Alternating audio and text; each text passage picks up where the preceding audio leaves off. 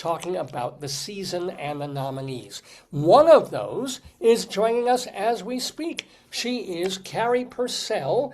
I want to tell you that she writes about theater, film, feminism, and healthcare, and she's been published in places you've heard of, including the New York Times, Vogue, Vanity Fair, TDF Stages, Theater Mania. She also wrote a book called From Afra Ben to Fun Home, A Cultural History of Feminist Theater, which was published by Bloomsbury Press in 2019.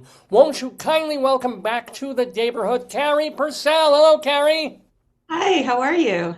Great to see you. You How is too. overall? How was this season for you?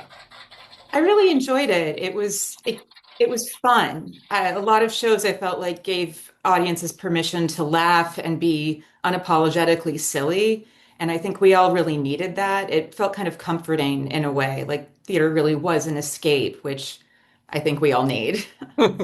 Indeed. So, first of all, the specific category, in hmm terms of escapism, well, it's about musicals. You chose lead actress in a musical. So, I did. you know what, listen, if you don't mind, can we do them one by one? I'll Sure. throw them out, and then you can talk about them. You'll say which you think should win, which you think will win, and if there's Mhm. anybody left out. So, we'll start with Sarah Chase, who's in Schmigadoon. I thought she was fantastic. I thought she was really grounded. I related to her as a modern woman who deals with the BS of being a modern woman, but who also loves the escape of musicals. And I've enjoyed, with her recognizing what each scene or song was paying an homage to. I thought she and Alex Brightman had really good chemistry and that their characters grew really well separately and together. And I just thought she sounded fantastic. All right, so a potential vote here, but there's so many other people in this category. For example, Stephanie Chu in the Rocky Horror Show.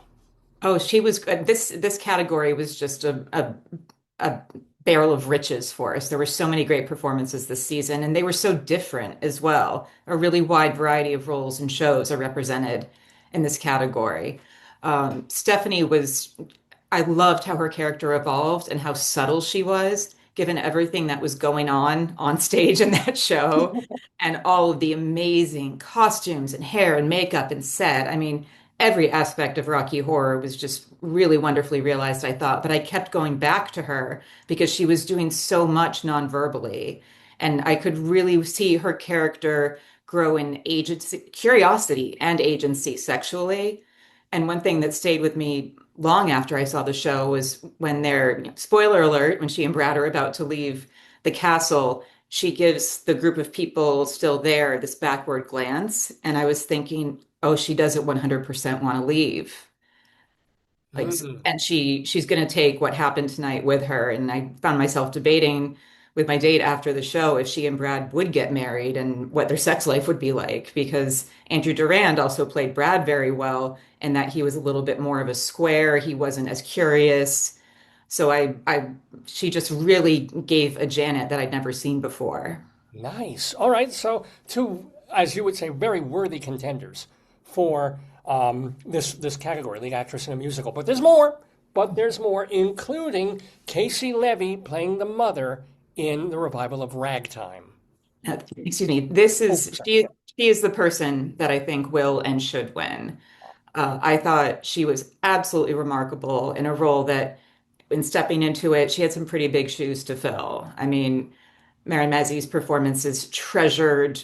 The actress herself is treasured from the original production. And I think that Casey just, again, subtlety and pacing was such a strength here because her character did move slowly as she progressed through the show. But I also, with that pacing and subtlety, it really caused me to believe in the sincerity of her character slowly evolving from kind of a content, wealthy housewife to a woman who would, open her home to a stranger because she viewed the stranger as a human who deserved love and care. I thought she and Brandon Uranowitz had such good chemistry. They've done shows together before and they're very good friends. And even just when they're standing next to each other, not saying anything on stage in the second act when they're at Coney Island, I could just see this curiosity between the two of them develop. and just how she said at the end of the show of Brandon's character, she adored him. I'm not going to mimic her because I could not do it justice. But just with those three words, you could see how much this person has grown as a woman, as well as a mother and a citizen. And the way that we saw her and father's relationship crumble as the show went on also felt very, very honest and sincere and accurate in how people with just different values will grow apart. Right. And her strength, like, she's always in white or maybe pale pink at one point. She's got, sheer layers and lace and big floppy hats, but you could see this woman has a backbone of steel. And oh my God, her voice. She has one of the most beautiful singing voices. And she sounded amazing in every song, but in Back to Before, I felt like that was a whole chapter, even a short book, communicated just in that one song as her character vocalized how much had changed and acknowledged that this wasn't repairable. Hmm. By the way, so it sounds like Casey Levy is the one to beat and the one that you would vote for, but let's not rule out two other people in this category. Those include Maria Mindell, starring in Titanic in a Celine Dion-ish role. Your thoughts? I would never rule her out, and if I did, I think she would appear right behind me in a glittering gold gown to tap me on the shoulder and remind me that she's there. That's a remarkable performance too, that she takes, describing it to friends, I've been unable to really put into words the silliness, the camp, but also the love for theater and for that story that you see on stage. And with that cast, standing out comedically is an accomplishment. I mean, when you're on stage with Jim Parsons in that hat, you really have to do the work to stand out. You could just, everything she did was over the top, but none of it felt easy or cheap. Like, that Hmm. was comedy that she really worked to develop. She really worked to make sure it would land and that it was harmonious with the other actors on stage. And again, she sounded incredible. I can't believe she sings those songs multiple times a week. She must be on permanent vocal rest off stage. Wow. Well, one more person in this category of lead actress in a musical, not to be outdone or outshined, Christiane Pitts in Two Strangers Carry a Cake Across New York. Oh, she was great. Another sort of relating to a New York City woman on stage. I really appreciated how she depicted this woman who she has barriers up, she has boundaries, completely understand how those develop living here, especially with regards to dating. But she avoided all the cliches that I despise about rom-coms or, Hallmark Christmas movies of how, oh, she just needs the right man to show up and, break down those boundaries and then she'll be fully happy. No, this woman, I knew her life was going to go on and be just fine after she says goodbye to the potential love interest. But the pain that she was in, I don't want to give too many spoilers away, but her character's backstory regarding other people who were mentioned but we don't see in the show, all of that felt really anchored, really developed. You could tell she put a lot of thought and work into this character's history. And she and her co-star had a really sweet chemistry. And I'm not a rom-com fan at all, but I really enjoyed this. I thought it was super sweet, and again, just really appreciated a female character in a rom-com who didn't fall into all those cliches that I roll my eyes at. Now, can I ask you, Carey Purcell, is there, if there were one more, room for one more in this category, is there someone that you would add in? Oh gosh, um, not No, off I the don't top want to put of you on the my spot. head. Yeah. Well, There's the Tonys are tomorrow, and I'm also planning my menu for my Tony's party with themed cocktails. So, oh, okay. um, What time should I show up? I'm just, well, the pre-show begins at 6. No, 6:30, and the broadcast begins at 8, so anytime after 6. no, before I let you go, though, Carrie, also I do want to ask you, um, besides some of the shows that you mentioned, the performances that you mentioned, what are one or two of the shows that you liked most this season, on or off Broadway?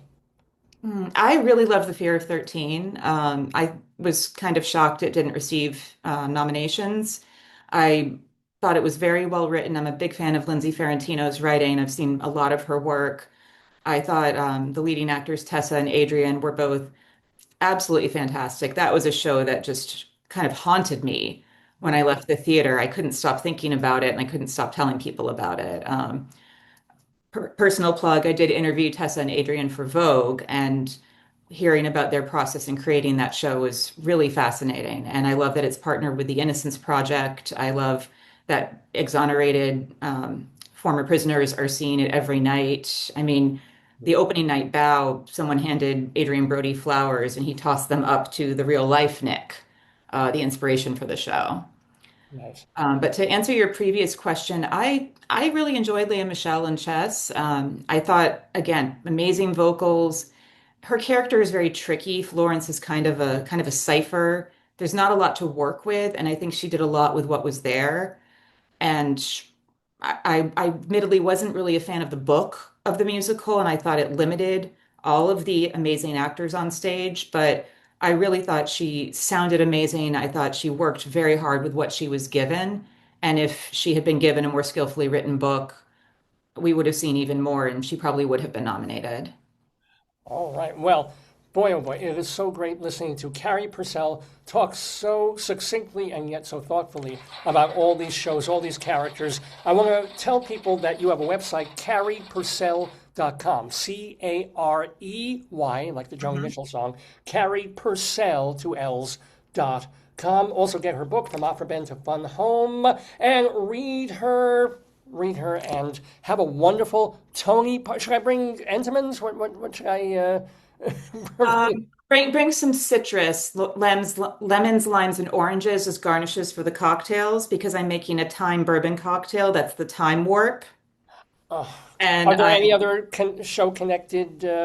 oh yes, a pink gin martini for Becky Shaw, deceptively pink but very tart. That was also a fantastic show, I thought. There is a cocktail called the Ballroom, which is scotch and chocolate bitters, so for the Jellicle Ball. Um, and for Fallen Angels, another show I really enjoyed, just champagne. It's Noel Coward. You got to have champagne. Gotta have shot. Well, corks off to you, Carrie Purcell. Thank you so much for Thank you, joining Dave. us. Thank you for including me. Have a great day. You too.